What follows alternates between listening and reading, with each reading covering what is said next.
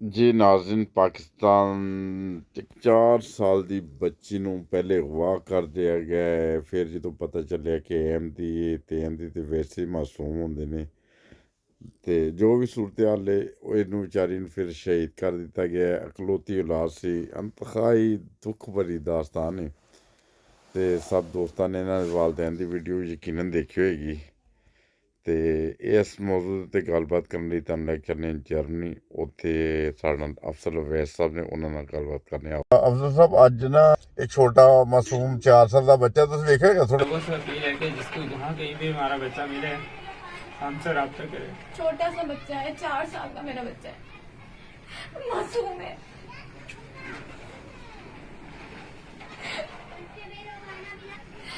यही कहना चाहूंगी कि अपने जिस तरह मेरा बच्चा उस तरह आप लोगों के भी बच्चे होंगे।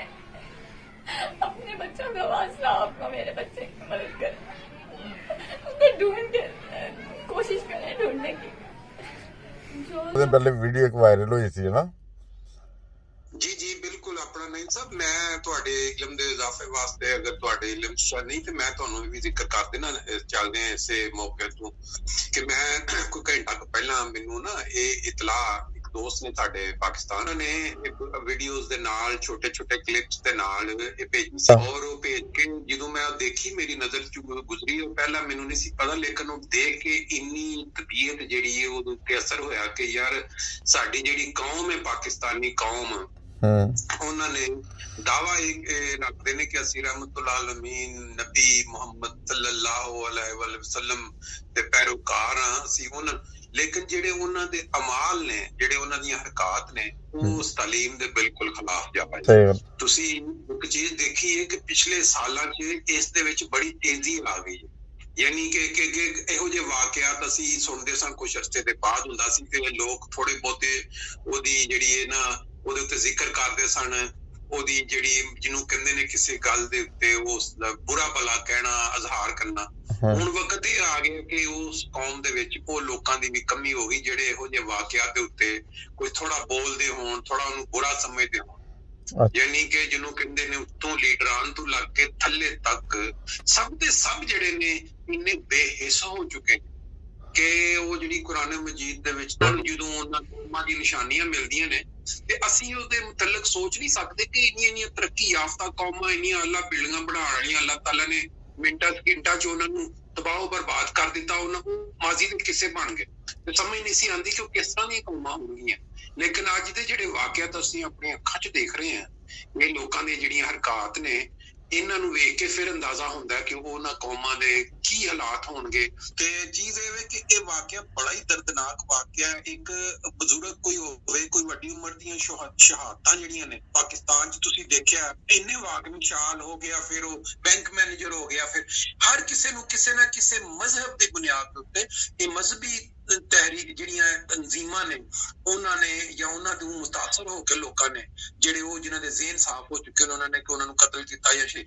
ਹੁਣ ਇੱਕ 4 ਸਾਲ ਦਾ ਬੱਚਾ, ਉਹਨੂੰ ਤੁਸੀਂ ਜਿਸ ਨੀਅਤ ਨਾਲ ਵੀ ਅਗਵਾ ਕੀਤਾ, ਇਹ ਤੇ ਜਦੋਂ ਤਹਿਕੀਕ ਹੋਏਗੀ ਵਾਪਸ ਸਾਹਮਣੇ ਆਏਗੀ ਤਫਤੀਸ਼ ਹੋਏਗੀ। ਲੇਕਿਨ ਜਿਹੜਾ ਹਜੇ ਨਜ਼ਰ ਆ ਰਿਹਾ ਰਿਜ਼ਲਟ ਇਹ ਆਉਂਦਾ ਕਿ ਜਦੋਂ ਔਰ ਅਗਵਾ ਦੇ ਬਾਅਦ ਉਹਨਾਂ ਲੋਕਾਂ ਨੂੰ ਪਤਾ ਲੱਗ ਗਿਆ ਕਿ ਗੱਲ ਮੀਡੀਆ 'ਚ ਆ ਗਈ ਹੈ ਔਰ ਇਹ ਫੈਮਿਲੀ ਜਿਹੜੀ ਹੈ ਇਹਨਾਂ ਦੇ ਕੋਈ ਬਾਤ ਕੁਰਸੀ ਨਹੀਂ, ਇਹਨਾਂ ਨੂੰ ਜੋ ਮਰਜ਼ੀ ਕਰ ਲਓ, ਇਹਨਾਂ ਦੇ ਨਾਲ ਕੋਈ ਬਾਕੀ ਕੋਈ ਕਿਸੇ ਜਰਨੈਲ ਦਾ ਪੁੱਤਰ ਹੁੰਦਾ, ਕਿਸੇ ਕਰਨਲ ਦਾ ਹੁੰਦਾ, ਕਿਸੇ ਪੁਲਿਸ, ਤੇ ਉਹਨਾਂ ਨੂੰ ਪਤਾ ਸੀ ਅਗਰ ਹੱਥ ਲਾਇਆ ਤੇ ਸਾਡੇ ਵੀ ਧੌਣਾਂ ਵੱਡੀਆਂ ਜਾਣੀਆਂ ਨੇ। ਲੇਕਿਨ ਉਹਨਾਂ ਨੂੰ ਪਤਾ ਇਹ ਲੱਗਾ ਕਿ ਜੀ ਇਹ ਬੰਦੇ ਅਹਿਮਦੀ ਨੇ, ਮਾਸੂਮ ਨੇ, ਇਹਨਾਂ ਦੇ ਕੋਈ ਕਿਸੇ ਦਾ ਮਤਲਬ ਅੱਲਾ ਦੇ ਸਿਵਾ ਇਹਨਾਂ ਦੀ ਕਿਸੇ ਨੇ ਨਹੀਂ ਸੁਣਨੀ, ਤੇ ਉਹ ਉਹਨਾਂ ਨੇ ਆਖਿਆ ਚਲੋ ਇਹਨੂੰ ਮਾਰ ਦਿਓ। ਤੁਸੀਂ ਮੈਂ ਉਹ ਫਿਰ ਵੀਡੀਓਜ਼ ਜਿਹੜੀਆਂ ਨੇ ਬਕਾਇਦਾ ਆਪਣੇ ਚੈਨਲ ਦੇ ਉੱਤੇ ਵੀ ਉਹਨੂੰ ਅੱਜ ਸਵੇਰੇ ਪ੍ਰੋਗਰਾਮ ਦੇ ਵਿੱਚ ਦਿਖਾਈਆਂ ਨੇ, ਸ਼ਾਇਦ ਦੋਸਤਾਂ ਦੇ ਅਗਰ ਇਲਮ 'ਚ ਨਹੀਂ ਹੈ। ਆਪਣਾ ਮਾਸ਼ਾਅੱਲਾ ਹੱਸਦਾ ਵਸਦਾ ਪਾਕਿਸਤਾਨ ਦੇ ਜ਼ਰੀਏ ਲੋਕਾਂ ਨੂੰ ਅਪਡੇਟ ਦਿੰਦੇ ਰਹਿੰਦੇ ਹੋ, ਬਾਜ਼ ਖਬਰਾਂ ਅੱਛੀਆਂ, ਸੰਜੀਦਾ ਖਬਰਾਂ, ਮਜ਼ਾਹੀਆ ਖਬਰਾਂ ਔਰ ਅਪਡੇਟ ਨਿਊਜ਼।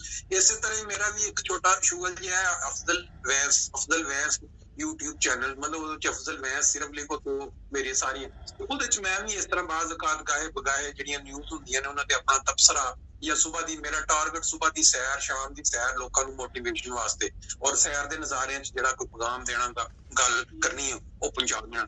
ਇਸ ਤਰ੍ਹਾਂ ਹੀ ਅੱਜ ਮੈਂ ਉਹ ਪ੍ਰੋਗਰਾਮ ਜਿਹੜਾ ਸੀ ਮੇਰਾ 10 ਮਿੰਟ ਦਾ, ਉਹ ਇਸੇ ਚੈਨਲ ਮੈਂ ਤੇ ਤੁਸੀਂ ਵੀ ਉਹ ਇਸੇ ਖਬਰ ਨੂੰ ਹੀ ਜਿਹੜਾ ਆਪਣਾ ਮੇਰਾ ਖਿਆਲ ਹੈ ਗਾਲਬਨ ਤੁਹਾਨੂੰ ਮਿਲੀ, ਤੁਸੀਂ ਫੋਕਸ ਕਰ ਰਹੇ ਹੋ। ਜੀ ਤੇ ਇਹਦੇ ਵਿੱਚ ਇਹ ਹੈ ਕਿ ਮੇਰੀ ਨਜ਼ਰ ਦੇ ਵਿੱਚ ਹੁਸੈਨ ਸਾਹਿਬ, ਮੇਰੀ ਨਜ਼ਰ ਦੇ ਵਿੱਚ ਜਿਹੜੀਆਂ ਕੌਮਾਂ ਇਸ ਲੈਵਲ ਤੇ ਪਹੁੰਚ ਜਾਣ, ਫਿਰ ਉਹਨਾਂ ਦਾ ਟਾਈਮ ਜਿਹੜਾ ਨਾ ਬਾਕੀ ਦਾ, ਉਹਦੇ ਮਤਲਬ ਤੁਸੀਂ ਕੁਝ ਨਹੀਂ ਕਹਿ ਸਕਦੇ। ਜੀ ਸਿਰਫ ਇਹ ਹੈ ਕਿ ਕੌਮ ਕੋਟ ਖਲੋਵੇ, ਲੋਕ ਜਿਹੜੇ ਵੇ ਸ਼ਰੀਫ ਲੋਕ ਨੇ ਉਹ ਕਹਿਣ ਕਿ ਯਾਰ ਇਹ ਜਿਹੜਾ ਮਜ਼ਹਬ ਦੇ ਨਾਮ ਦੇ ਉੱਤੇ ਲੋਕਾਂ ਨਾਲ ਜ਼ਿਆਦਤੀ ਹੋ ਰਹੀ, ਕਤਲੋ ਗਾਰਤ ਹੋ ਰਿਹਾ, ਇਹ ਕੋਈ ਛੋਟਾ ਨਹੀਂ, ਇੱਕ ਨਹੀਂ ਸਿਰਫ ਅਹਿਮਦੀ ਹੋਣਾ, ਕੱਲੀ ਵੱਡੀ ਇੱਕ ਕ੍ਰਿਸਚੀਅਨ ਹੋ ਗਏ, ਹਿੰਦੂ ਹੋ ਗਏ, ਹਰ ਇਨਸਾਨ ਜਿਹੜਾ ਹੈ ਉਹ ਅੱਲਾ ਦੀ ਮਖਲੂਕ ਹੈ, ਅੱਲਾ ਨੇ ਭੇਜਿਆ, ਔਰ ਉਹ ਇੱਕ ਇਨਸਾਨ ਦਾ ਕਤਲ ਪੂਰੀ ਇਨਸਾਨੀਅਤ ਦਾ ਕਤਲ, ਇਹ ਚੀਜ਼ਾਂ ਭੁੱਲ ਚੁੱਕੀ ਸਾਡੀ ਕੌਮ ਜਿਹੜੀ ਹੈ ਨਾ। ਤੇ ਬਹਰਹਾਲ ਜਿੰਨੀ ਮੁਰੰਮਤ ਕੀਤੀ ਜਾਏ ਘਾਟੇ, ਹੁਣ ਉਹ ਜਿਹੜੇ ਵਾਲदैन ਜਿਹੜੇ ਪਹਿਲੇ ਵਿਚਾਰੇ जिन्नी देर उन्होंने उम्मीद सी वो चैनल पे आके लोगों से अपील है कि जिसको जहाँ कहीं भी हमारा बच्चा मिले हमसे रब्ता करे। छोटा सा बच्चा है, 4 साल का मेरा बच्चा है, मासूम है।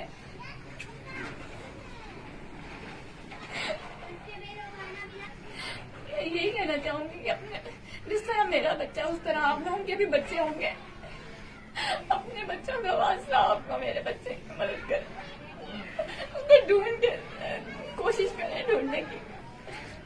जो सोशल मीडिया के जरिए कर रहे सन दरखास्तां कि साडा बच्चा जिहड़ा 4 साल दा, ਉਹਦਾ ਕੀ ਕਸੂਰ ਹੈ, ਉਹਨੂੰ ਤੁਸੀਂ ਅਗਵਾ ਕੀਤਾ ਤੇ ਵਾਪਸ ਕਰ ਦਿਓ। ਲੇਕਿਨ ਉਹਨਾਂ ਨੂੰ ਜਦੋਂ ਲਾਸ਼ ਮਿਲੀ ਹੋਏਗੀ ਬੱਚੇ ਦੀ, ਤੇ ਉਹ ਹੀ ਦੱਸ ਸਕਦੇ ਨੇ ਕਿ ਉਹਨਾਂ ਦੇ ਦਿਲਾਂ ਦੇ ਵਿੱਚੋਂ ਕਿਹੜੀਆਂ ਬਦਦੁਆਵਾਂ ਨਿਕਲੀਆਂ ਹੋਣਗੀਆਂ ਇਸ ਕੌਮ ਵਾਸਤੇ, ਜਾਂ ਉਹਨਾਂ ਲੋਕਾਂ ਵਾਸਤੇ ਜਿਨ੍ਹਾਂ ਨੇ ਹਰਕਤ ਕੀਤੀ ਹੈ, ਜਾਂ ਉਹਨਾਂ ਲੀਡਰਾਂ ਵਾਸਤੇ ਜਿਨ੍ਹਾਂ ਨੇ ਉਹਨਾਂ ਲੋਕਾਂ ਦੇ ਬ੍ਰੇਨ ਵਾਸ਼ ਕੀਤੇ ਨੇ ਇਹੋ ਜਿਹੀਆਂ ਹਰਕਤਾਂ ਕਰਨ ਵਾਸਤੇ। ਅੱਛਾ, ਉਹਨਾਂ ਨੇ 1 ਲੱਖ ਦੀ ਡਿਮਾਂਡ ਵੀ ਕਰਦੀ ਸੀ। ਅੱਜ ਸਵੇਰ ਮੈਨੂੰ ਇੱਕ ਨਾ ਮਸੂਦ ਪਾਸ਼ਾ ਸਾਹਿਬ ਨੇ ਮਲਾਇਸ਼ੀਆ ਤੋਂ ਰਾਤ ਨੂੰ ਸੱਚ ਉਹਨਾਂ ਦਾ ਫੋਨ ਆਇਆ, ਯਕੀਨ ਕਰੋ ਜ਼ਾਰੋਖਤਾਰ ਰੋ ਰਹੇ ਸੀ, ਸਿਸਕੀਆਂ ਲੈਣ ਦੇ ਸੀ। ਮੈਂ ਉਹਨਾਂ ਨੂੰ ਪੁੱਛਿਆ ਪਾਸ਼ਾ ਸਾਹਿਬ ਕੀ ਇਹ ਖੈਰੀਅਤ ਹੈ? ਉਹ ਕਹਿੰਦੇ ਯਾਰ ਉਹ ਮੈਨੂੰ ਦੁੱਖ ਹੈ, ਤਕਲੀਫ ਹੈ ਕਿ 4 ਸਾਲ ਦਾ ਬੱਚਾ ਹੈ, ਅਹਿਮਦੀ ਹੋਣ ਦੇ ਜੁਰਮ ਜਿਹਨੂੰ ਕਤਲ ਕਰ ਦਿੱਤਾ ਹੈ। ਇੱਕ ਇਹ ਵਾਕਿਆ ਹੈ, ਇੱਕ ਕੁਝ ਦਿਨ ਪਹਿਲੇ ਵੀ ਹੋਇਆ ਸੀ, 10-11 ਸਾਲ ਦਾ ਬੱਚਾ ਸ਼ਦਰੇ ਵੀ ਕਤਲ ਕਰ ਦਿੱਤਾ ਗਿਆ ਸੀ।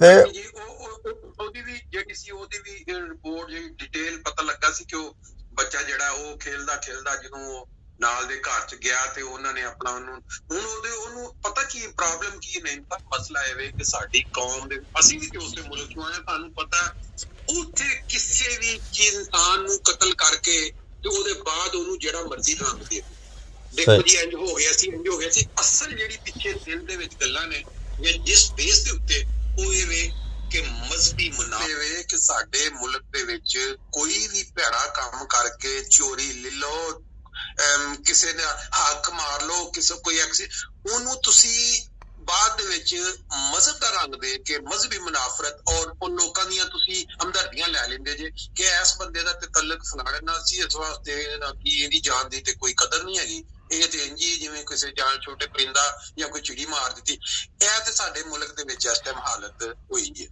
ਤੇ ਬਹਰਹਾਲ ਅੱਛਾ, ਤੁਸੀਂ ਇਹ ਦੱਸੋ, ਤੁਹਾਡਾ ਮਾਸ਼ਾਅੱਲਾ ਹਿਸਾਬ ਦੇ ਨਾਲ ਤੁਹਾਡਾ ਵੀ ਤਲਕ ਹੈ ਕਿ ਇਹ ਜਿਹੜੇ ਲੋਕੀ ਨੇ ਜ਼ੁਲਮ ਕਰਦੇ ਨੇ, ਬੱਚਿਆਂ ਦੇ ਜ਼ੁਲਮ ਕਰਦੇ ਨੇ, ਆਮ ਇਨਸਾਨਾਂ ਦੇ ਉੱਤੇ ਜ਼ੁਲਮ ਕਰਦੇ ਨੇ, ਉਹਨਾਂ ਦੀ ਕੋਈ ਇਬਰਤਨਾਕ ਸਜ਼ਾਵਾਂ ਹੋਣੀ ਚਾਹੀਦੀ ਨਹੀਂ ਕਿ ਨਹੀਂ? ਵਜ਼ੀਰ ਆਜ਼ਮ ਪਾਕਿਸਤਾਨ ਦੀ ਤਰਫੋਂ ਰਿਆਸਤ ਮਦੀਨਾ ਦੀ ਜ਼ਿਕਰ ਕਰਦਾ ਹੈ, ਤੇ ਕਿਆ ਰਿਆਸਤ ਮਦੀਨਾ ਚ ਕਦੀ ਨਬੀ ਕਰੀਮ ਸੱਲੱਲਾਹੁ ਅਲੈਹਿ ਵਸੱਲਮ ਦੀ ਜ਼ਬਾਨੀ ਚ ਐਸੇ ਦੇ ਵਾਕਿਆਤ ਹੋਏ ਸੀ? ਇਹਦੇ ਬਾਰੇ ਚ ਕੋਈ ਥੋੜਾ ਜਿਹਾ ਦੱਸ ਦਿਓ ਆਖਰੀ ਬਿਆਨ ਨਾਲ। ਗੱਲ ਇਹ ਨਹੀਂ ਸਾਹਿਬ, ਰਿਆਸਤ ਸਾਡੇ ਮੁਲਕ ਦੇ ਵਿੱਚ ਕੋਈ ਵੀ ਸ਼ਖਸ ਇਨਕਲੂਡਿੰਗ ਸਦਰ ਵਜ਼ੀਰ ਆਜ਼ਮ ਜਾਂ ਆਦਮੀ ਬਗੈਰ ਕਿਸੇ ਮਕਸਦ ਦੇ, ਬਗੈਰ ਕਿਸੇ ਗਰਜ਼ ਦੇ ਉਹ ਕੋਈ ਕੰਮ ਨਹੀਂ ਕਰ। ਅਸੀਂ ਵੀ ਉੱਥੇ ਵੱਡੇ ਹੋਏ ਹਾਂ।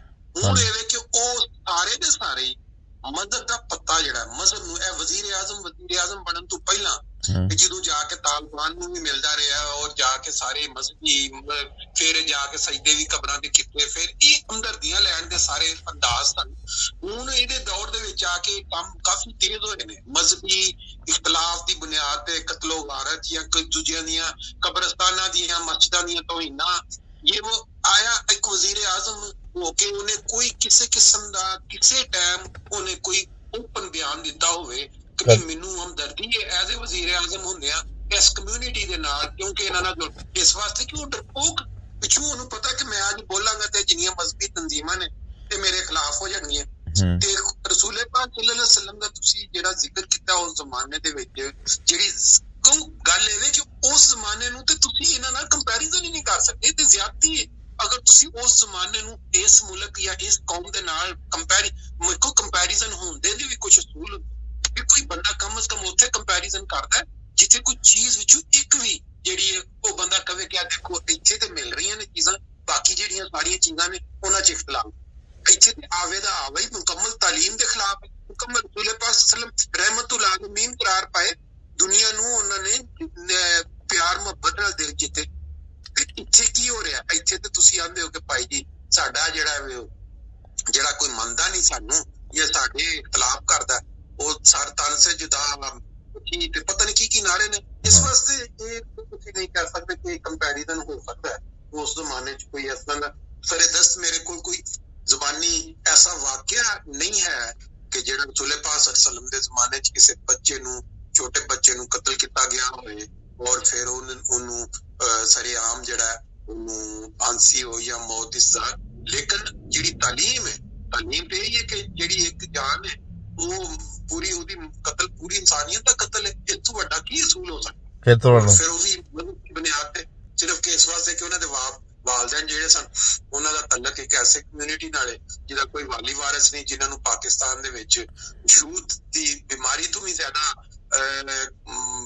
ਸਮਝਿਆ ਜਾਂਦਾ ਕਿ ਇਹ ਖਤਰਨਾਕ